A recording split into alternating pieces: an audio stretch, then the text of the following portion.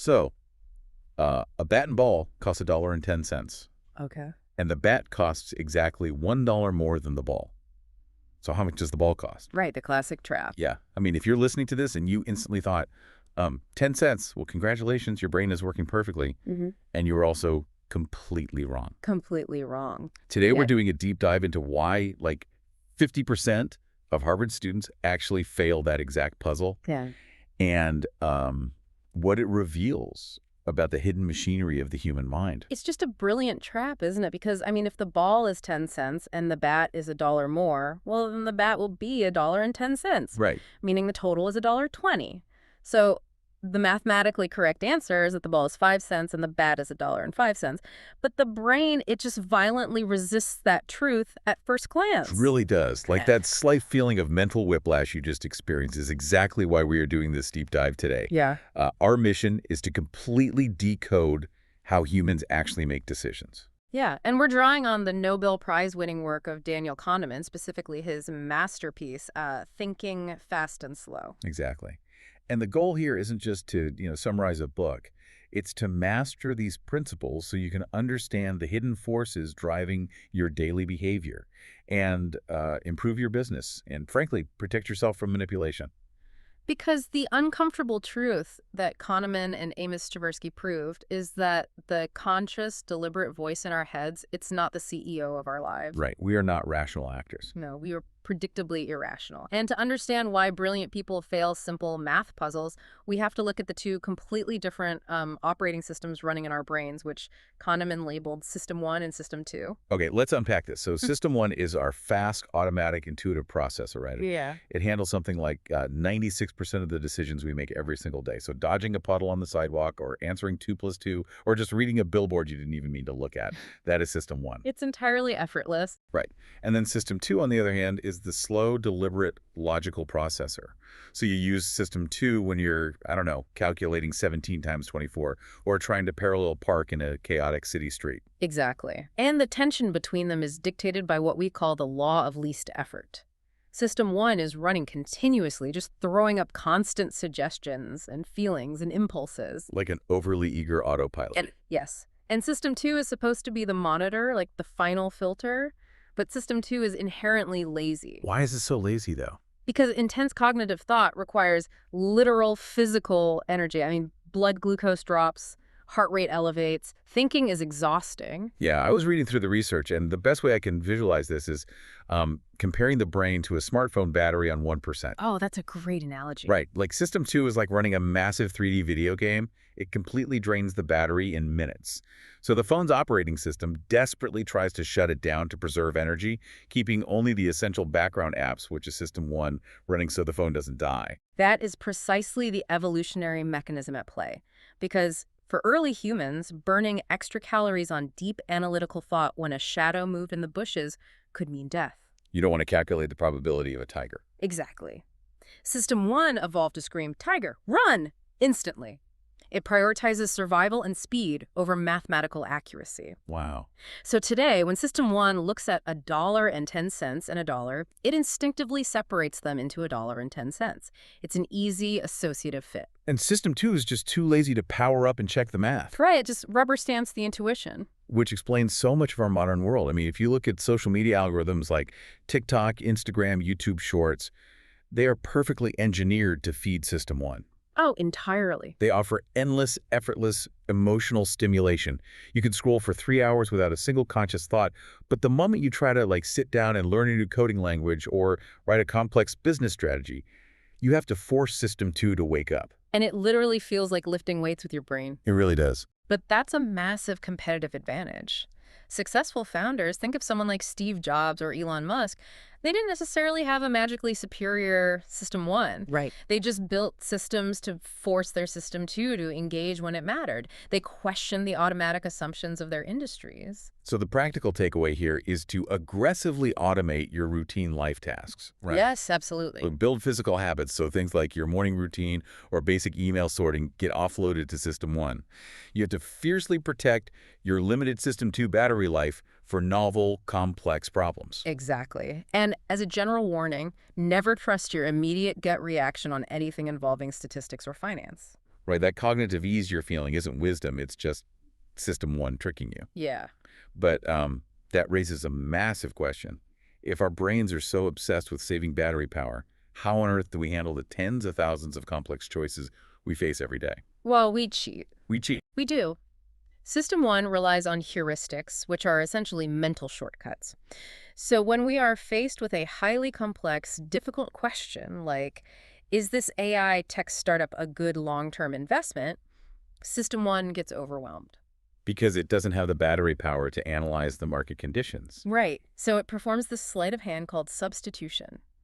Mm. It secretly substitutes the impossibly hard question with an easier one, like, do I like the company's CEO?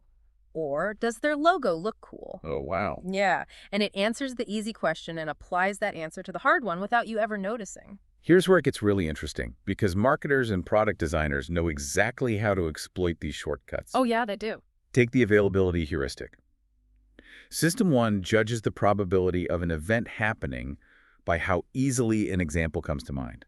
Yeah. Like, if you ask people if there are more words in English that start with the letter R or have R as the third letter, most people guess the first letter. Even though it's totally wrong. Yeah. Why do they do that? Mm. Because it's 100 times easier to mentally search for words starting with R. It's a huge blind spot. It's why we text while driving, which is, statistically incredibly dangerous. But we are terrified of flying.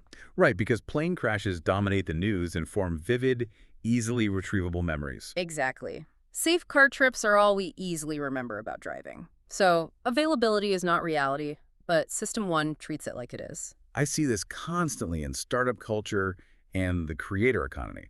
You watch 3 YouTube videos of 22-year-olds making millions with AI SaaS products, and your availability heuristic tells you, this is super common, I could do this in a weekend. Yeah, it completely warps your perception of risk. Absolutely. Which ties perfectly into the representativeness heuristic. This is our brain's pattern matching shortcut. Kahneman used a famous example of Steve. Oh, I love the Steve example. Yeah, so participants are told Steve is a meek, tidy soul with a passion for detail. Then they are asked, is Steve more likely to be a librarian or a farmer? And everyone says librarian, because it fits the stereotype perfectly. Exactly. But they are completely ignoring the base rates, the statistical reality. In the population, there are vastly more farmers than male librarians. Right. So even if a tiny fraction of farmers are meek and tidy, there are still mathematically more meek and tidy farmers than librarians, yet System 1 pattern matches the stereotype and ignores the math entirely. It's the classic Silicon Valley bias. Like, an angel investor sees a young guy in a hoodie who dropped out of an Ivy League school, and System 1 screams, the next Mark Zuckerberg. Yes. They are substituting logical analysis with pattern matching. Yeah. Completely ignoring the base rate reality that, 90% of startups fail. Yeah. And speaking of biases used against us, we have to talk about anchoring. This one blew my mind. Oh, anchoring is wild. It proves how easily our logic is hijacked by the first piece of information we see. So Kahneman ran an experiment where he had people spin a wheel of fortune rigged to land on either 10 or 65. And immediately after, he asked them to estimate the percentage of African countries in the United Nations. And their guesses were completely manipulated by a random wheel. Totally. The people who rolled a 10 guessed an average of 25%. The people who rolled a 65 guessed 45%. System 2 desperately tried to find logic, but it was subconsciously tethered to a totally random number. It's a fundamental law of human behavior, and it's used ruthlessly in business. Oh, absolutely. It's why every software pricing page shows the $999 no enterprise tier first. They don't expect you to buy it. No, it's just an anchor. Right. Once your brain sees $999, the $99 a month pro tier suddenly feels like a steal. Or look at Stella Artois. For years, they aggressively maintained the highest price on the beer menu. Right. Consumers don't pay for the intrinsic value of the hops and water.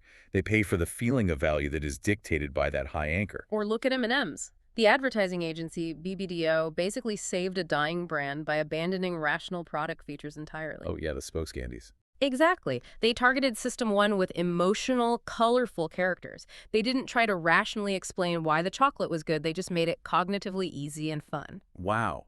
So the practical application here for anyone listening, whether you're negotiating a salary or pricing a freelance project, is to always be the first to set the number. You build the anchor. Yes, you force the other person's system to do the exhausting work of negotiating away from your starting point. Okay, so we've established that our lazy brains use flawed shortcuts to gather information. But what happens when there is actual money or risk on the line?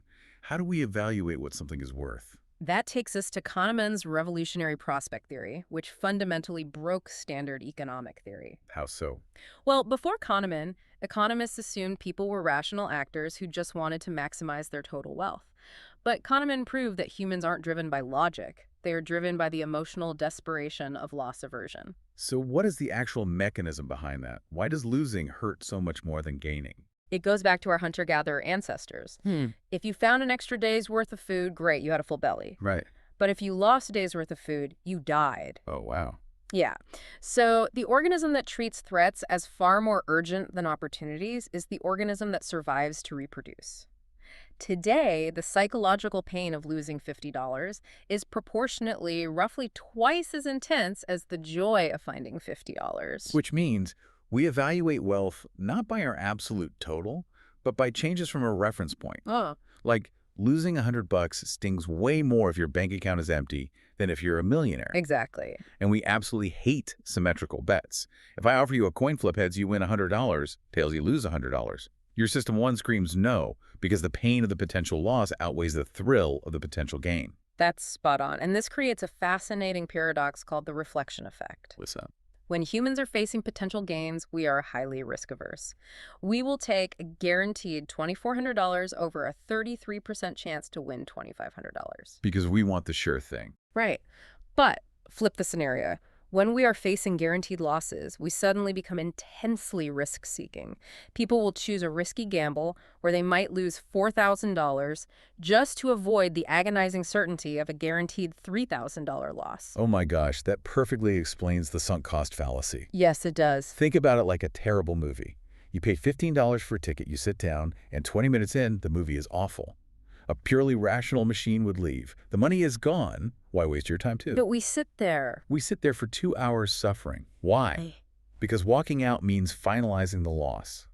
Our ego is tied to the expense, and we will throw away 2 hours of our lives just to avoid the emotional sting of admitting we wasted $15. And it scales up to devastating levels in the corporate world. I mean, venture capitalists, startup founders, project managers, they routinely ruin their companies by pouring millions of dollars into failing projects. Just to avoid the finality of admitting a loss. Exactly. They take massive, irrational risks. Look at a master allocator like Warren Buffett. His entire success is built on training his system to override loss aversion.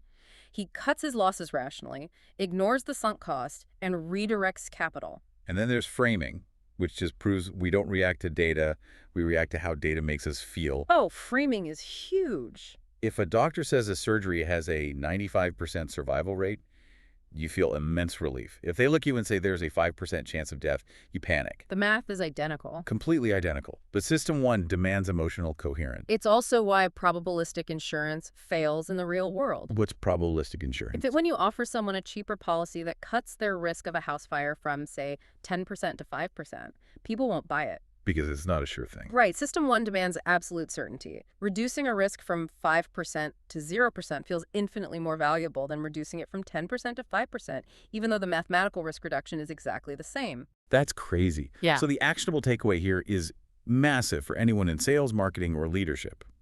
When you are trying to persuade someone to take action, don't just list the benefits. Frame your pitch around what they stand to lose if they do nothing. Yes. Our brains are hardwired to mobilize against threats far faster than we mobilize for gains. But on the flip side, you have to audit your own life. Like, are you staying in a bad relationship or a dead-end job or a failing business venture just to avoid the pain of a sunk cost? It requires intense self-awareness because if we don't catch it, we fall right into the illusion of rationality.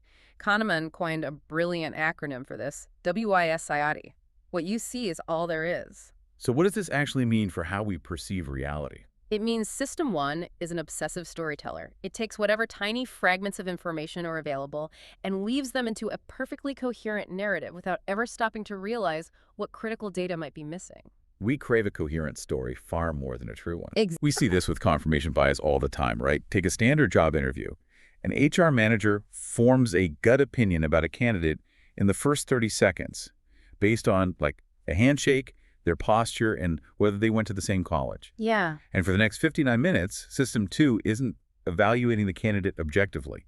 It is merely scanning the room for evidence to confirm that initial gut feeling. Precisely. And it cascades into the halo effect. System 1 demands emotional simplicity.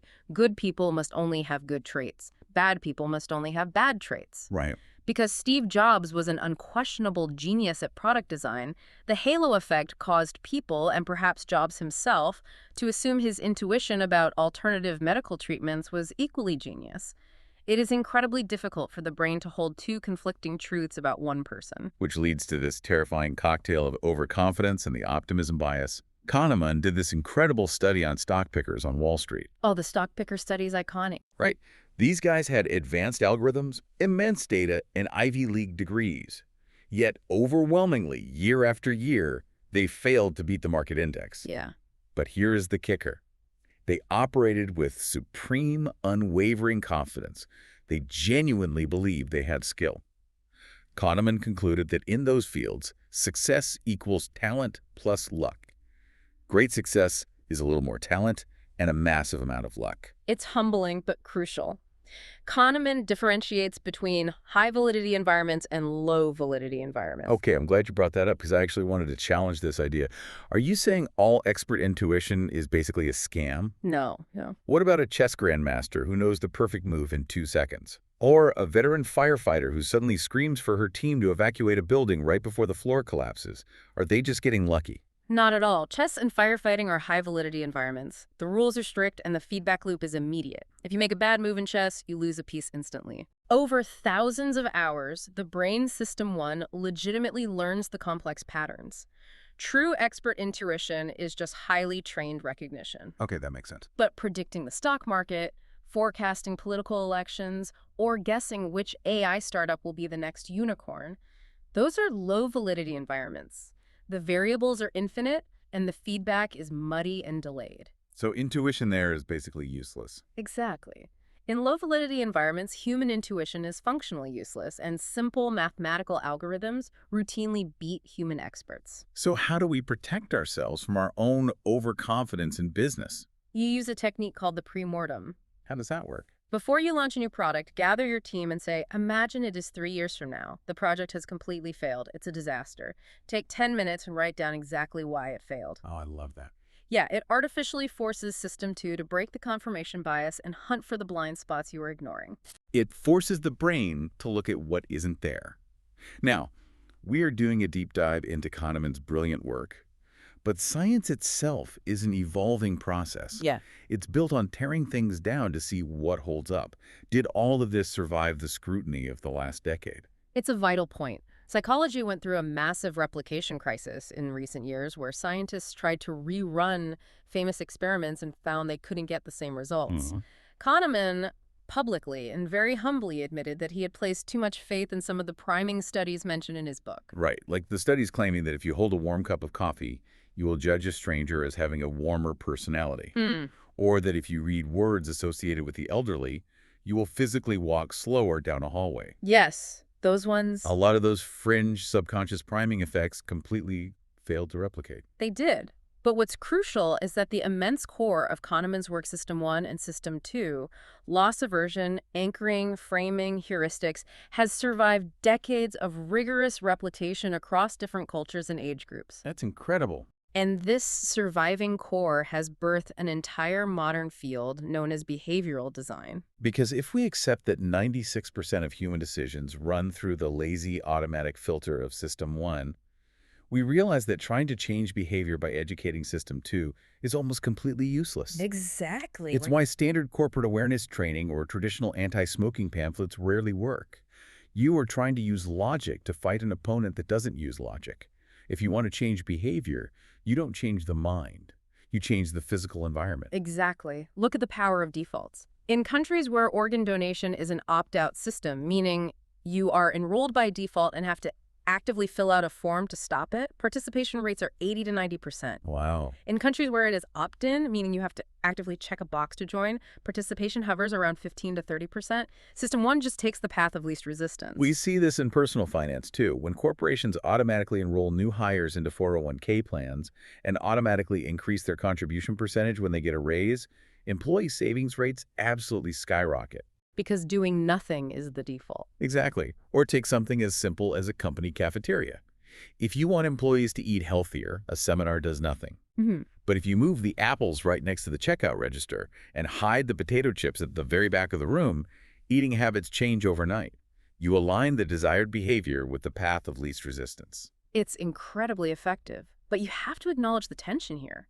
Behavioral economists argue there is no such thing as neutral architecture. Every environment, digital or physical, is designed to elicit some outcome. Which feels slightly like a cheat code, doesn't it? Yeah. If we can literally redesign the environment to bypass conscious thought, the potential for manipulation is massive. That is the core debate around what they call nudging.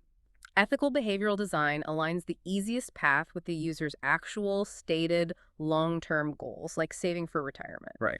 But it turns into exploitation, often called dark patterns, when the design serves the company at the direct expense of the user. Like gym memberships or software subscriptions that let you sign up with one click on your phone, but require you to navigate a labyrinth of confusing web pages. Call a customer service representative during specific hours and fill out a survey just to cancel. Exactly. They are actively weaponizing your System 1's laziness to keep charging your credit card. The best defense is to use environment design on yourself. If you want to build a good habit, put your running shoes right by the door and put your phone in another room. Make the good habit the default setting of your life. It fundamentally shifts our goal from trying to be perfectly rational, which is impossible, to becoming practically aware. We can't turn off System 1. But we can learn to recognize the high-stakes situations, like negotiations, investments, or major life choices, where it's likely to lead us astray, and intentionally force System 2 to wake up before it's too late. Which brings us to the ultimate takeaway of our deep dive. Yeah. Understanding Kahneman's work permanently shatters the illusion of perfect control. We are predictably irrational, operating mostly on an energy-saving autopilot we barely understand. It's a whole new way to view human intelligence. It really is. Yeah. But as you go back to your day, I want to leave you with one final thought. For the last decade, the smartest engineers on the planet have been using these exact psychological principles to design algorithms that hack our heuristics and keep us scrolling. Yeah. But tomorrow, we aren't just dealing with algorithms. We are entering an era of deeply integrated AI. If our System 1 is an easily manipulated, predictably irrational autopilot, well, what happens when billions of dollars of artificial intelligence are dedicated exclusively to anticipating, bypassing, and managing our lazy logic without us even noticing?